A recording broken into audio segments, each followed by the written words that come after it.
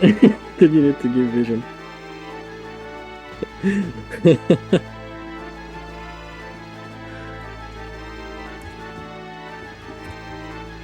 Thank you everybody for the vision. Good luck, have fun, may the best team win or not. We're gonna be watching Mr. Keron in green playing the Cultural Humans. He's starting over here, and his partner is Bombix in blue playing the Azeroth Humans. And they are facing FTK and KT. FTK playing the orange Alterac Humans over there, and KT playing the Dalaran Humans over here in purple, as usual. Hello, Black Hat, welcome to the stream. Do you want to play some games? Do you want to play some Warcraft 2? Have you heard about your Lord and Savior, Mr. Warcraft 2?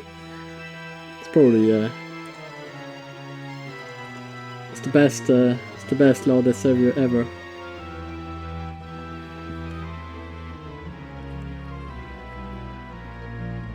All right, so what do you think? Who do you think is gonna win? Bombix did not give the vision to Keron, and so he was called Bob.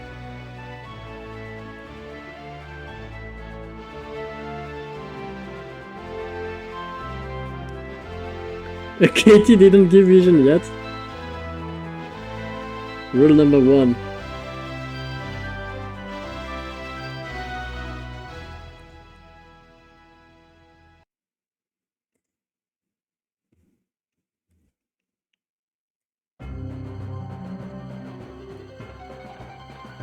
Did Bombix give his vision to Keron?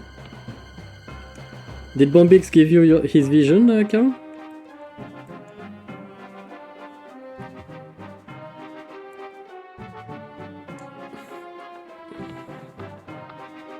Alright. To be fair, I don't like what Keron is doing. He's basically like if they go to attack Bombix, he has no way to help him. Oh, I don't like what the King is doing. If they go to attack nighttime, he has no way of helping. Sorry, my bad. I don't know why I thought it was Bombix for a second here. I did introduce the players correctly. Yeah, Bombix is completely open. I don't know why. But it seems to have done that intentionally. Because the peon came through that and he let him through back again, so he knows. He knows.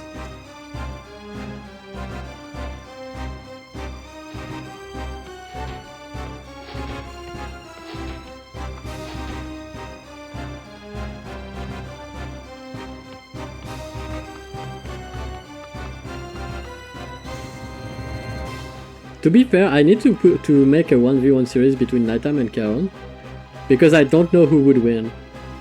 Actually, I wouldn't. I would assume Nighttime would win, but I'm not sure. Actually not sure. Keron has improved, and Nighttime can be quite a goof. He is abandoning games that he should be winning, and if we add to the fact that he tends to make very, very crap decisions sometimes.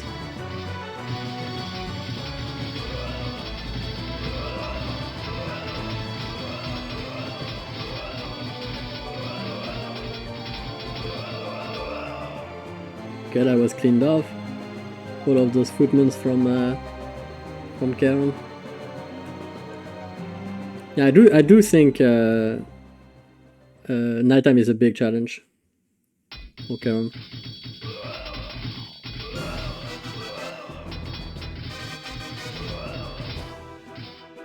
Bombix attacking Nighttime too. They can kill those farms. I mean, it's quite easy, and if the footman comes out, they can kill them too. Peon. Oh man, they let the peon go through. There you go. Right click it so it never loses it. Unless he goes walls, but...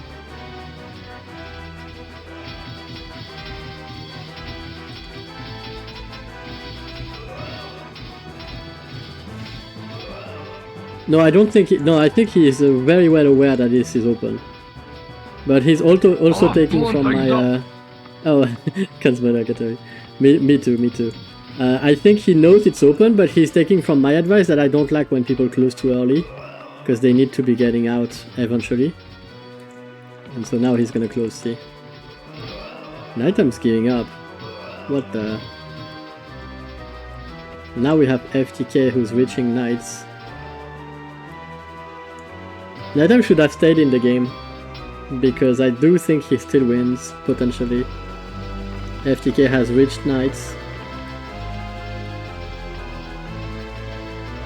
Okay, never mind.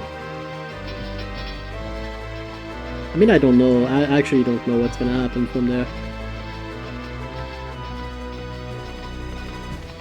Bombix certainly gonna take the blunt of the force here. It's Knights, like after all, it's gonna do damage.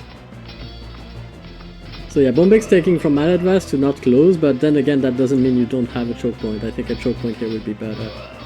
Much better.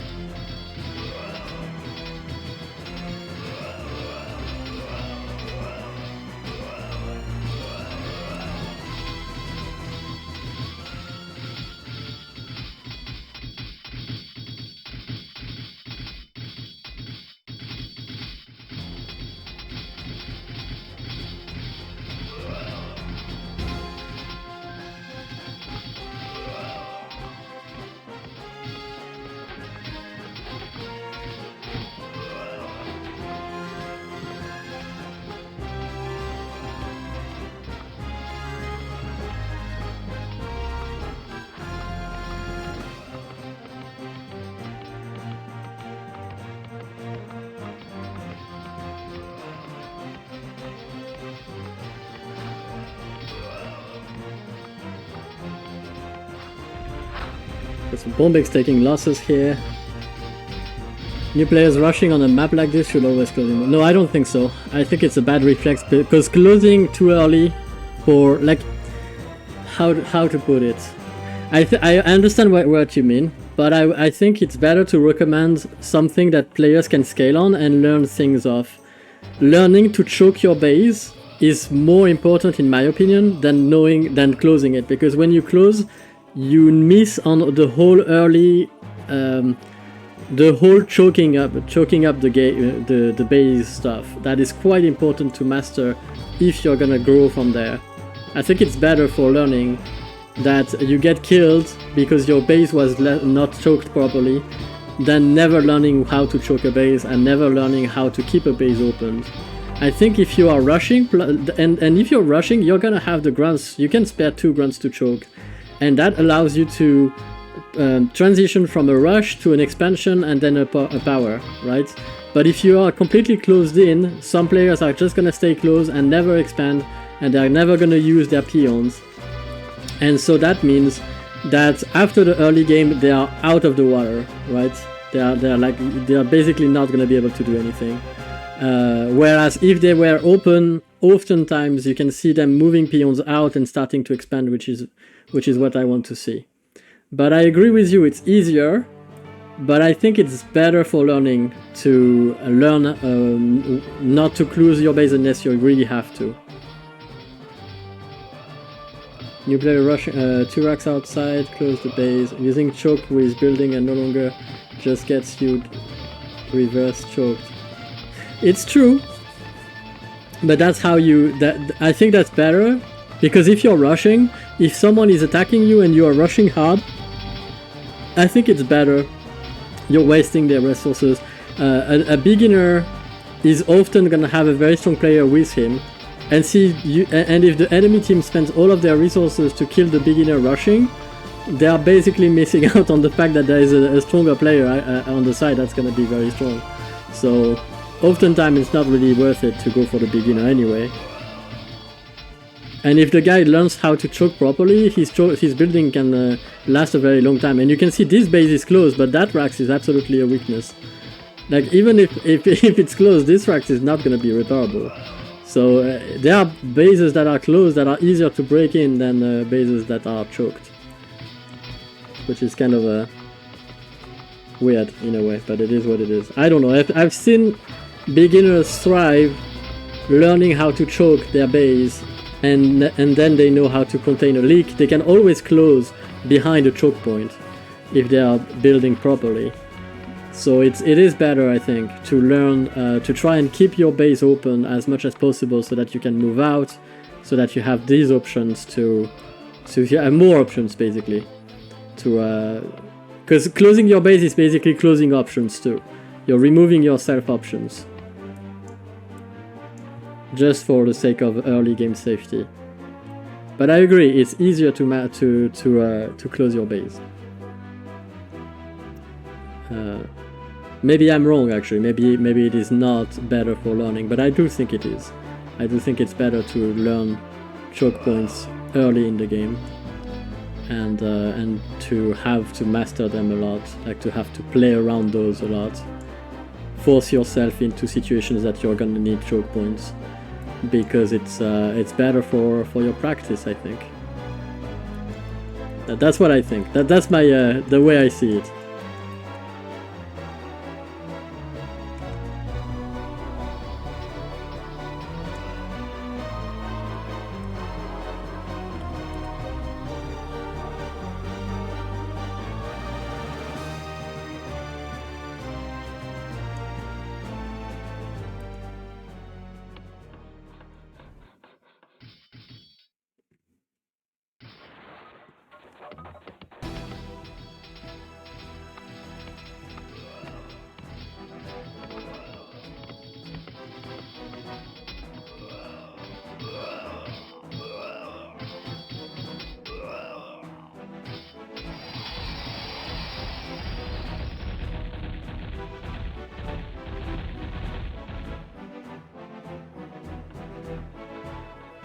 Unfortunately, blue is still alive. That's a big problem.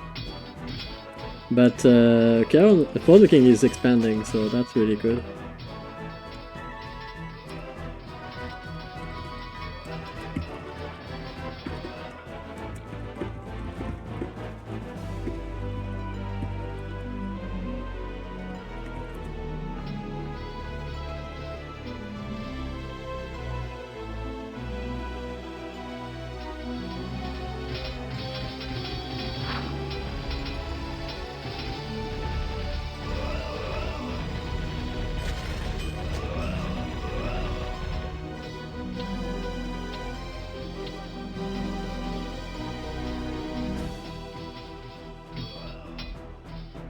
Orange Knights look good, yeah, they do.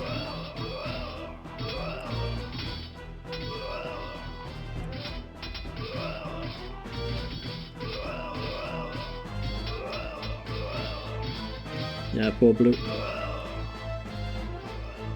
Bombix getting a little bit slaughtered here.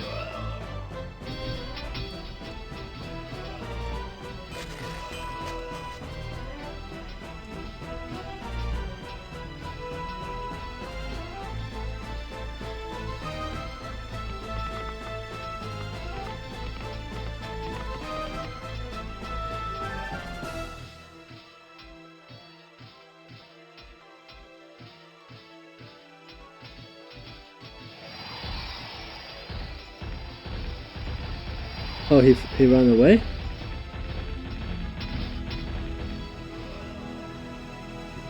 Oh my god, he managed to run away with the mage. Incredible. Oh, 2v1.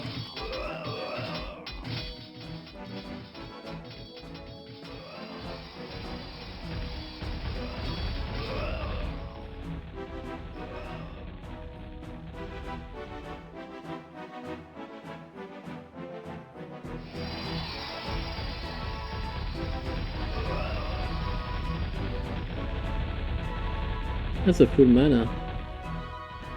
Full mana mage right there.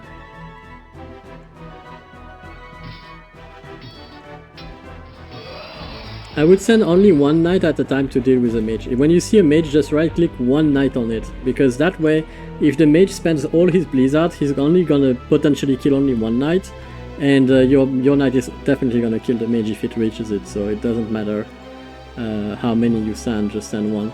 In my opinion, it's better.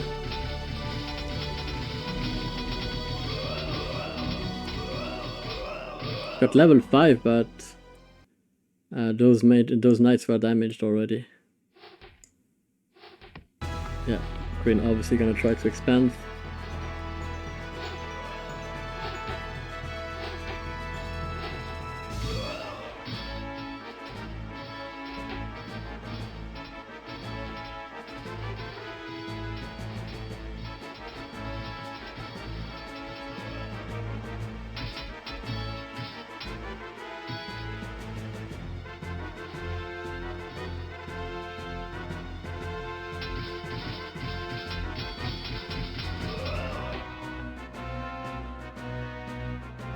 That flying machine should be patrolling from there to there, just to scout the mage.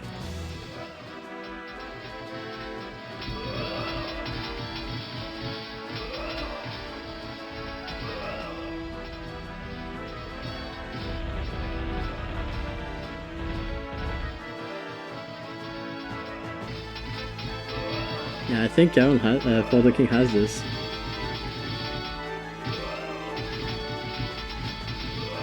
Alterac all the way.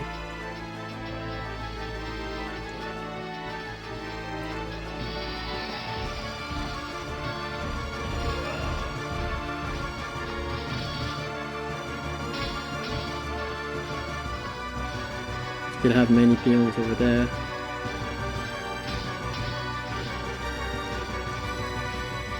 Blue is trying to catch up, but he's been hurt so much. FTK wins!